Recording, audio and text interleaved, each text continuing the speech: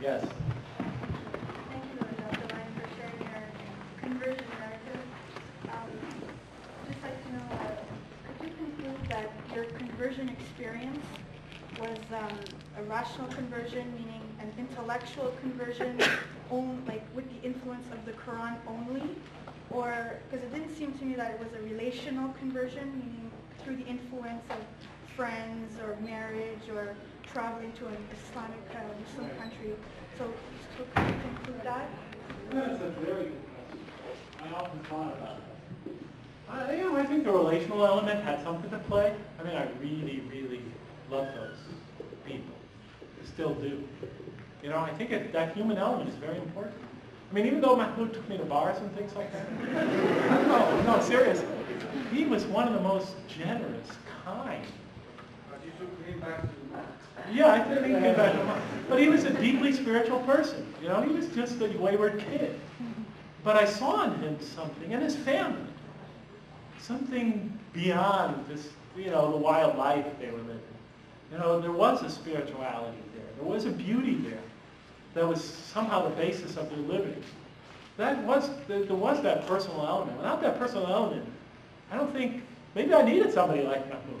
If the Imam of the masjid came up and started talking to me, I'm sure I would have said, thanks, but no thanks. You know, sometimes it takes somebody a little closer to you, you know, to help you along. But you know, I would describe, as far as the Quran goes, the experience this way. Began very much rationally, and ended very much spiritually. You know, there was a spiritual connection that developed there towards the end. That was unexpected.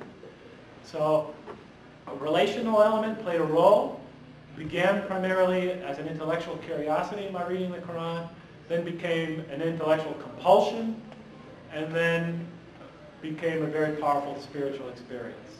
That's the best that I could, that's my best guess. Thank you. Anybody else? Yes. Oh, yes. Yes. Upon establishing your belief in God as Islam, how did you rationalize the obligations of Islam on a Muslim to practice, such as prayer and fasting?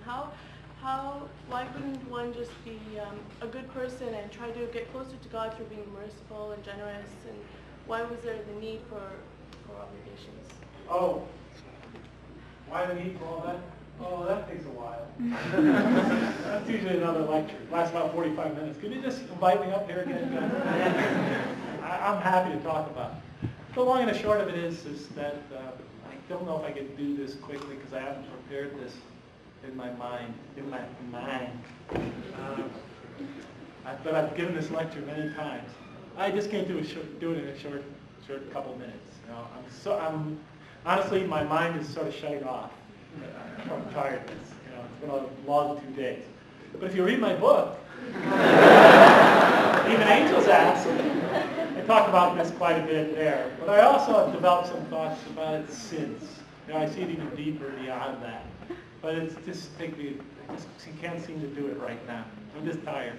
Yeah, sorry about that. Really, I really am. But I'll tell you this, you know, not about the rituals, but you know, when my kids ask me about it, you know, but why does life have to be, you know, why does it have to be difficult, spiritual growth, man? You know, why does it have to be, why is the pain thing? You know, I say, well, maybe I'll appreciate it from this level. When I was playing football, you know, my coach used to say to me, say to our team, he used to put up on the wall, no pain, no gain. You know, because he said, in order to grow physically as athletes, to become perfect physical specimens, you got to suffer. Your muscles are going to hurt. You're going to push yourself. You're going to struggle. You're going to feel bumps and bruises, and your muscles are going to be strained. But you are going to become stronger, more perfect athletes. When I was in high school, my math teacher used to tell us, mathematics is hard. You got to be willing to suffer intellectually to grow mathematically. You know, he said, mathematics is the cruelest science. You got to be willing to throw yourself into it, to think about a problem for 6-7 days straight. It's true. You know, and go through all that agony. And once you conquer that problem, you will have learned a lot, and you will have grown, he used to say. We never doubted either one of those things. We thought that, yes, intellectual growth requires a certain amount of perseverance and suffering. Athletic growth, physical growth, similarly. In the Quran, it's true for all growth, even spiritual growth. And the prayers, and this is just a little bit out of your question, help prepare us for the growth. It's a lot like, aside from their spiritual content, which could be amazing, but I don't want to talk about that now. Aside from the spiritual content, there's that element of spiritual preparation. A lot like football practice or study of mathematics, sort of parallel to that. Are you following me? Just one example. Do you mind if I give an example? All you tired people. Take the prayers, for example, 5 times daily. Fajr prayer. Getting up. When I became a Muslim, the Fajr prayer was at like 4:45 in the morning.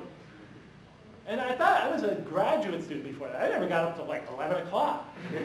Now getting up at 4:45 in the morning, wow, I didn't think I could do it. The other prayers I could do, but 4:45 in the morning, I would set my alarm, I'd hit the alarm, go back to sleep. Day after day. Finally I said, I got to do something about this. So I took 3 alarm clocks. This is no lie. Put one, you can leave anybody that's tired. Put one right by the bed, set it for 4:15. Took another one midway between the bathroom and on the floor, between the bathroom and the bed, 4:30. 4:45, that one was the one I put in the bathroom by the sink. 4:15 would come, hit the first alarm, fall back to sleep. But now, I'm still in a slight state of wakefulness. 4:30, now I'm a little more awake. I get up, crawl over to the second clock, hit it on the floor, lie there. No lie. Start falling to sleep. I'm right from start. 4:45, the next one goes, pretty smart scheme though. And I get up, crawl, go, sort of make my way over to that. I have to get up on the sink, hit it, standing up, I'm a little more awake. I figured, wash my face, wash my face, do the prayer. Doing this day after day after day. It was a time in my life when everybody was freaking out because I converted.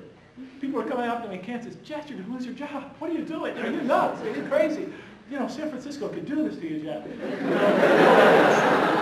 My parents, my family, everybody thought I was going berserk. I felt like I was under such intense pressure.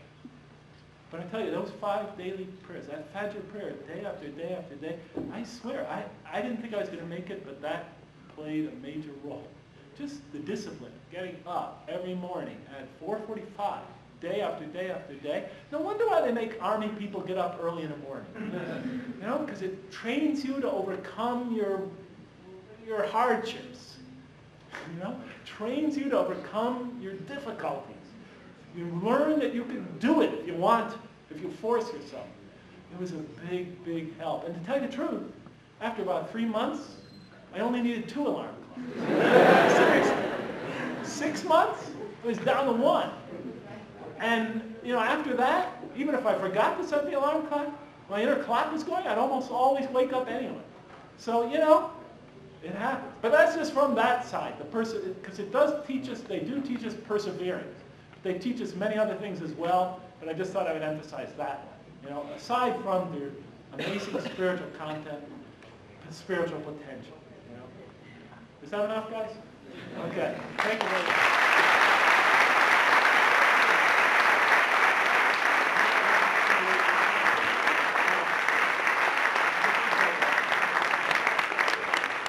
Thank you, Dr. Jeffrey Lang. Thank you so much for your inspirational story. We really enjoyed it. In mathematical terms, just to fancy your mathematical side, your story was about the travel from the meaningless abyss of 0 to the meaningful presence of 1. And thank you so much for attending. You all laughed at the right moments. Thank you so much. Now go off and enjoy. Thank you for coming.